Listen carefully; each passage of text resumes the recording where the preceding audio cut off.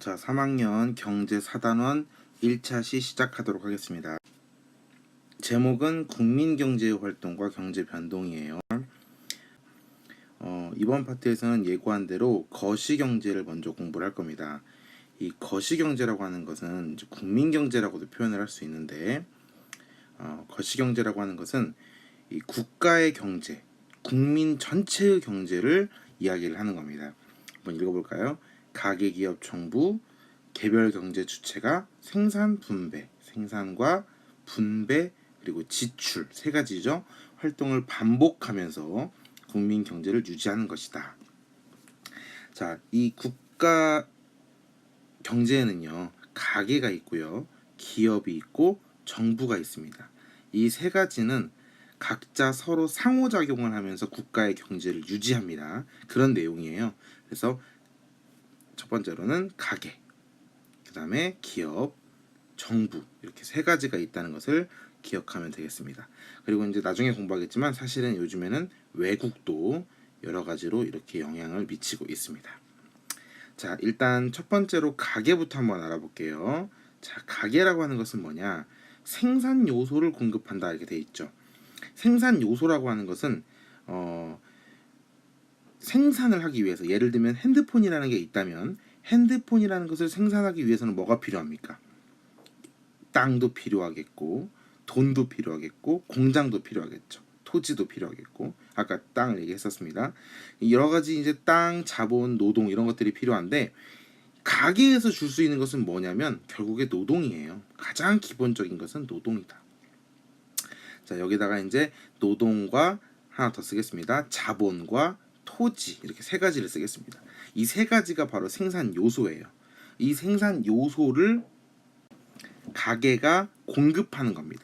쉬운 말로 좀 표현을 하자면 우리 아버지가 또는 삼촌이, 오빠가, 누나, 언니가 일을 하러 나가는 거예요. 일을 하러. 그런 게 바로 기업의 생산 요소를 공급한다 이렇게 보시면 되겠습니다. 그러면 우리가 나가서 일을 했으니까 이제 뭘 받아야 됩니까? 대가가 있겠죠. 자, 노동을 줬으면 임금을 받습니다. 임금. 자, 임금이라는 게 무슨 말인지 3번 친구가 한번 조사를 해서 다시 한번 공부할 때 발표를 하길 바라겠습니다. 자, 임금을 주고요. 그리고 이자를 주고, 이자는 이제 아까 자본을 빌려줬으니까 자본을 갚아야 되는 것과 동시에 이자도 줘야겠죠. 그리고 지대도 줘야 된다. 지대는 또 무엇인지 역시 3번 친구들이 한번 발표를 하길 바라겠습니다. 자, 이렇게 가계는 쉽게 설명하자면 노동을 제공하고 그 노동에 대한 대가를 받았습니다. 꼭 노동만 있는 것은 아니었죠. 아까 여기 뭐라고 써 있었습니까? 자본, 토지 이렇게 있었습니다. 자, 또 이제 가계는 어떤 역할을 하냐? 기업에서 얻은 소득으로 아까 이제 우리가 노동을 제공했죠. 노동, 자본, 토지를 제공하고 그것으로 인해서 임금 또는 이자, 지대를 받았습니다. 그게 소득이에요. 이 소득으로 다시 그 기업에게 갑니다. 그러니까 이게 이제 좀 이따가 공부하면 보겠지만 순환이에요. 순환. 이 순환을 하는 것은 뭐냐면 우리가 기업에게 받은 소득으로 다시 기업 생산물 시장에 가서 재화와 용역을 구입합니다. 자, 재화와 용역은 무엇인지 2번 친구들이 재화와 용역에 대해서 준비를 하겠습니다. 자, 재화와 용역을 구입을 해오고요. 자, 그럼 이제 기업의 입장에서 보면요. 아까 가계로부터 노동, 토지, 자본의 생산 요소를 받았죠. 그럼 받아서 다시 이제 얘네들에 대해서 열심히 노동, 토지, 자본을 믹스해서 생산을 합니다. 그 생산을 한 것으로 2번 친구가 준비한 이 재화와 용역을 만들었어요. 만들면 공급을 합니다. 그래서 기업은 공급의 주체라고 합니다. 공급의 주체. 그래서 공급을 하는 역할을 하는 겁니다. 자, 그 다음에 이 물건을 만든 것을 판매하면 또 소득이 생기겠죠. 그 소득으로 이제 다시 아까 가게에게서 빌려왔던 노동과 토지자본, 여기 있죠? 노동과 토지자본에 대한 대가를 지불하는 겁니다. 계속 이게 연결이 되는 거예요. 자, 그 다음에 정부는 무슨 역할을 하냐면 정부는 이제 가계와 기업으로부터 조세를 수입합니다. 이건 무슨 말이냐면 세금을 걷는다는 뜻이에요. 기업도 세금을 걷어요. 어떻게 하냐면 물건을 만들고 판매하죠. 그것에 대한 세금을 내고 가게도 세금을 냅니다. 이렇게 정부는 가게와 기업에게 세금을 받고 그것을 지출해요. 이것을 다른 말로 정부 지출이라고 합니다. 정부 지출 쓰세요. 자, 정부 지출을 하면 이 정부 지출은 어떤 국가의 업무를 하냐면 바로 그게 이 두 번째 니은에 나옵니다. 공공재 생산과 대규모 국가 사업이다. 자, 우리가 예를 들면 길거리에 가로등이 나갔습니다. 가로등을 누가 고쳐야 됩니까? 길을 걷는 사람이 고칩니까? 그게 아니죠. 정부가 고칩니다. 그 정부는 그는 어떠한 돈으로 그것을 고치냐면 아까 가게나 기업으로부터 걷어들인 세금으로 그것을 고치는 일입니다. 자, 이 공공재 생산과 대규모 국가 사업, 그리고 또 하나가 더 있어요. 사회 간접 자본. 세 가지가 정부가 이 가게와 기업에게 제공하는 것들이거든요. 요거를 1번 친구들이 한번 조사를 해서 친구들에게 설명하길 바라겠습니다. 정부는 가게와 기업으로부터 세금을 걷고 이 공공재 생산과 대규모 국가 사업 그리고 사회 간접 자본을 주는 건데, 자, 어떻게 주는지, 이 사회 간접 자본은 무엇인지 그것을 설명하시면 되겠습니다.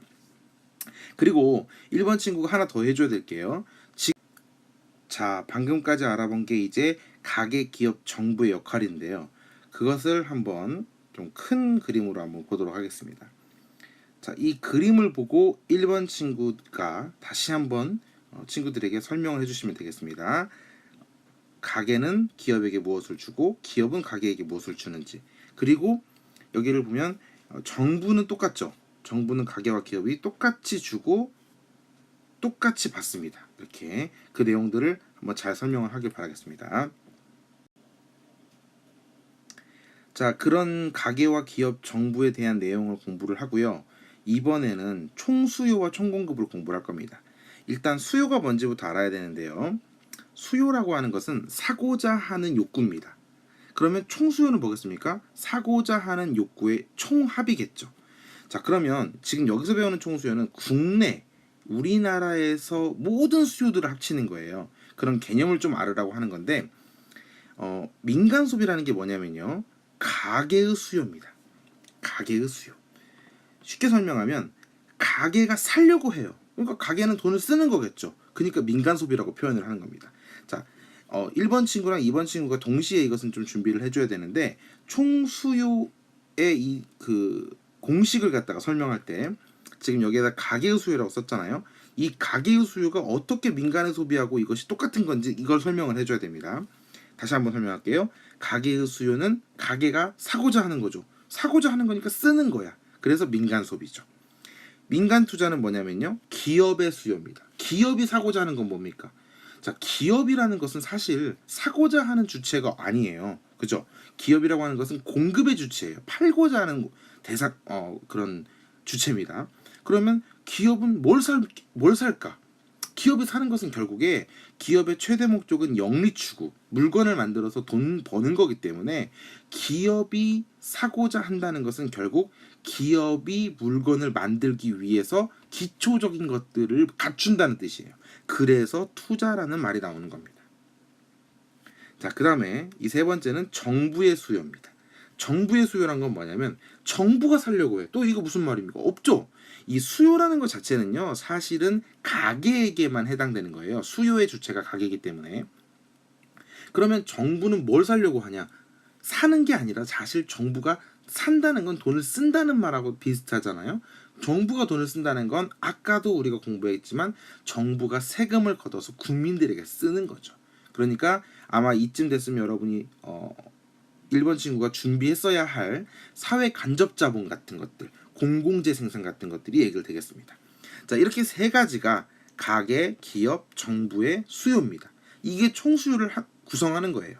그런데 하나가 더 있어요. 그게 바로 외국의 수요가 되겠습니다.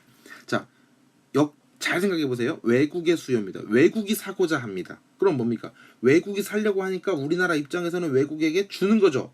자, 이것을 이미지화 시켜서 잘 설명을 해야 됩니다. 외국의 수요, 외국이 사고자 한다. 그러니까 우리나라 입장에서는 주는 거야. 주는 거. 그래서 수출로 표현할 수가 있는 거죠. 그래서 이 모든 걸 합치면 총수요입니다. 자, 총공급은 그럼 어떻게 되느냐? 총공급은 아까 우리가 총수요할 때 가계의 수요하고 기업의 수요하고 그리고 정부의 수요하고 그리고 외국의 수요를 다 합쳤죠. 총공급도 마찬가지가 되겠습니다. 총공급도 가계의 공급, 기업의 공급, 정부의 공급, 외국의 공급을 합치면 돼요. 그런데 가계는 공급을 할 수가 없습니다. 왜? 가계가 뭘 팝니까? 공급이란 건 또 뜻을 한번 체크하고 가야겠죠? 공급은 팔고자 하는 욕구예요. 근데 가계가 뭘 팔 수 있습니까? 가계는 가정이에요. 가정이 뭘 팔겠습니까? 없어요. 자, 그래서 뺍니다. 자, 그럼 기업의 공급이다. 기업이 파는 건 뭐겠습니까? 기업이 파는 거니까 물건을 만들어서, 예를 들면 삼성이 갤럭시 노트 7을 만들어서 팔았다. 이것은 삼성의 생산물이죠. 그러면 여기서 말하는 건 삼성만 얘기하진 않겠죠. LG도 얘기할 것이고 각종 기업들을 다 얘기할 것입니다. 그래서 국내 총생산이라는 표현을 씁니다. 국내 총생산. 그래서 기업의 공급은 국내 총생산이라는 말과 바꿔서 쓸 수 있습니다. 자, 3번 친구, 국내 총생산을 영어로 표현하는 게 있어요. 약자가 있습니다. 그거를 준비해서 알려주시기 바라겠습니다. 국내 총생산 약자를 알려주시기 바라겠습니다. 자, 그 다음에 정부의 공급을 하려고 했는데요. 정부가 우리 국민들에게 뭘 베풀어주는 존재이지 뭐 파는 존재입니까? 아니죠. 그래서 정부의 공급도 제외를 시킵니다. 자, 그럼 이제 마지막 남은 것은 외국의 공급이 되겠죠. 그래서 외국의 공급. 자, 이것은 아까와 똑같이 역지사지로 생각합니다. 외국이 팔고자 한다. 외국이 팔고자 하면 우리나라 입장에서 뭡니까? 외국에게 팔고자, 외국 걸 가지고 오는 거죠. 외국이 팔고자 하니까 예를 들면 외국이 맥도날드 햄버거를 팔려고 한다? 그럼 우리가 그걸 가지고 와 수입이 되는 겁니다. 자, 그래서 기업의 공급과 외국의 공급만을 합쳐서 총공급이라는 공식을 낼 수가 있겠습니다. 자, 첫 시간이기 때문에 짧게만 한번 해볼 거예요. 사실은 이제 이 3번이 사실 굉장히 중요한데, 자, 일단 지금은 오늘 이번 시간은 총수요와 총공급의 공식까지 공부를 했습니다. 자, 1, 2, 3번 친구들의 역할을 잘 한번 체크 다시 한번 해보고요. 준비를 해주시고 혹시 부족한 것이 있을 수 있으니까 다 같이 준비를 해보셔도 전혀 문제가 없겠습니다. 다음 시간은 3번 이런 총수요와 총공급이 불일치됐을 때를 한번 공부하겠습니다.